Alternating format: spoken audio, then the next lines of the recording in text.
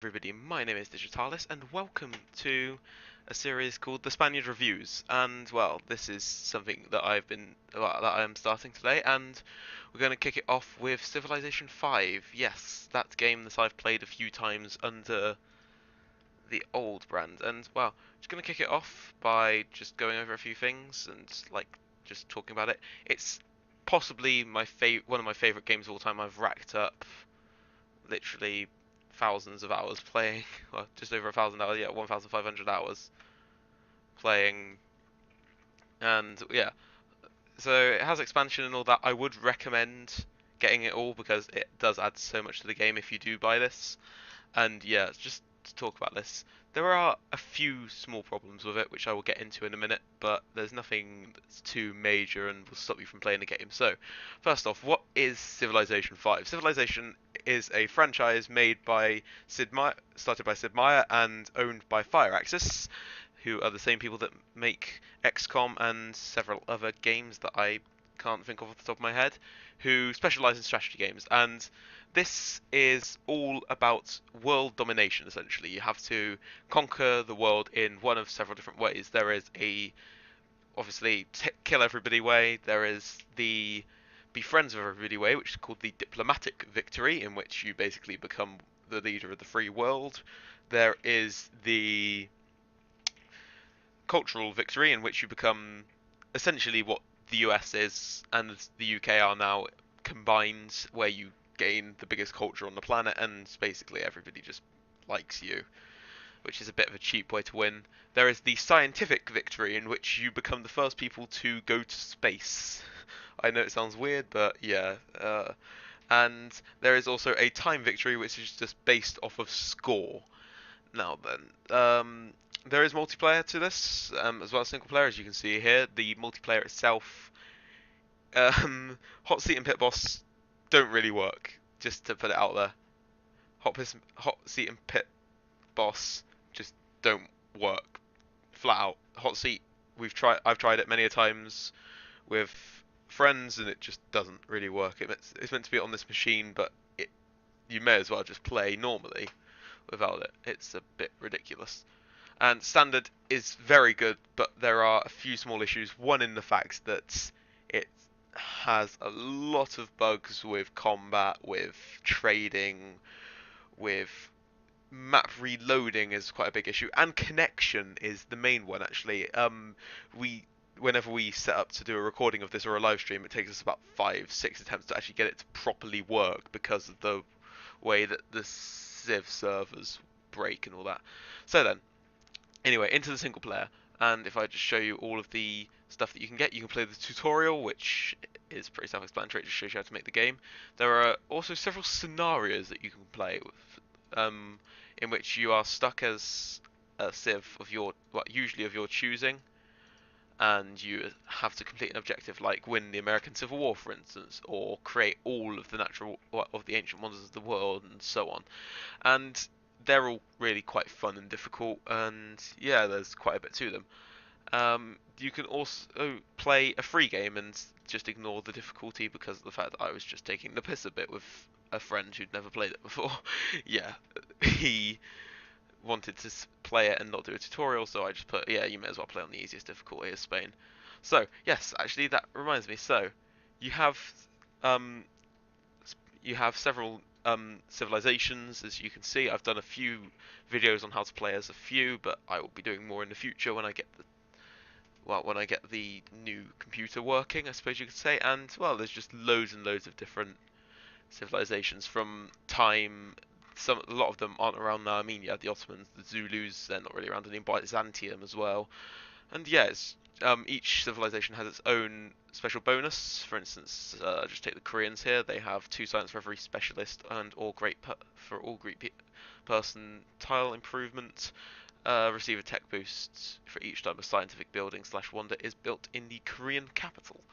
And each civilization has two unique aspects to them. So it can be a building, for instance, the Zulus have the Ikada and the Siamese have Wat, or it can be units such as the turtle ship or the Huacha, which just have bonuses over everything else. And yeah, a lot of them have, and you can actually get tile improvements as well if with a few of them, like the polder there for the Dutch, and you get chateaus and all that sort of thing for the French. The Incans have a couple as well, and yeah, it's essentially just you get stuff to help you in the game, and each nation has their own certain aspects to it.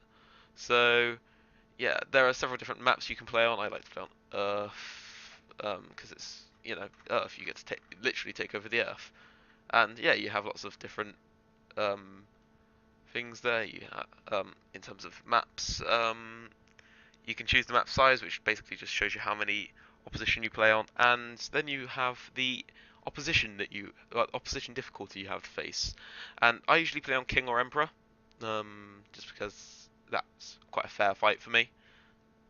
Immortal is quite difficult, and Deity, really you need somebody.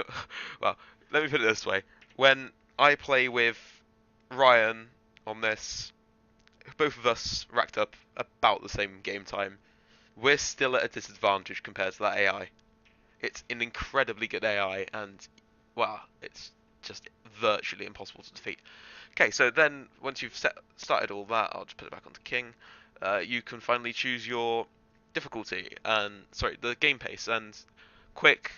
There are four to choose from. Quick, which is just if you want a game that lasts about 6 hours. I know, ironic, right? Quick 6 hours. Um, Standard, you add a couple of hours onto it. Epic, again a few hours onto that, and marathon, probably looking at 24 to 36 hours of gameplay, depending on who you're playing, how your style of play is, and all of that sort of thing, and really just how strong your military is and how good you are at the game. There is one more thing: you can change all of the names of the things. So if you don't like Isabella of Spain, for an example, you can put Francisco Franco.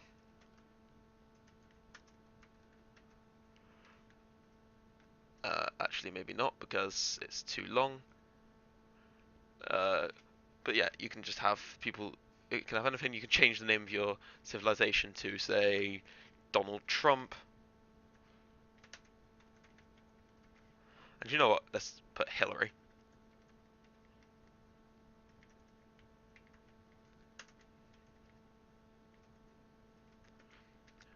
You can change the short name to, say, Bush, and the adjective to Obama if you really wanted to. I mean, look at that. Yeah, so you could be Hillary Clinton of the great nation of Donald Trump, short for Bush, well, which is abbreviated to Bush, and the people from Donald Trump are known as Obama. Yeah. So yeah, and once you get into game, I won't make a video on that today. I'm just mainly talking about the game itself. I won't get into any of the gameplay as such. But this, as I said, is an incredible game. It has lots to choose from, lots of repeatability. You can play with friends, you can play on your own if you want to, if you're not social, or if you just want to play on your own and you want to block out the world. And yeah, the only small issues are with the AI's reasoning about things. If you go to war, for example, which is quite a big part of the game, you want to go to war with people, you will instantly have every single AI hate you if you win that war. So if you win the war and say take a city from another civilization, every AI will then hate you for the rest of time. And that's just something that doesn't really apply to the real life. I mean, America completely wiped out the government of Iraq and everybody still loves them. Don't get into politics.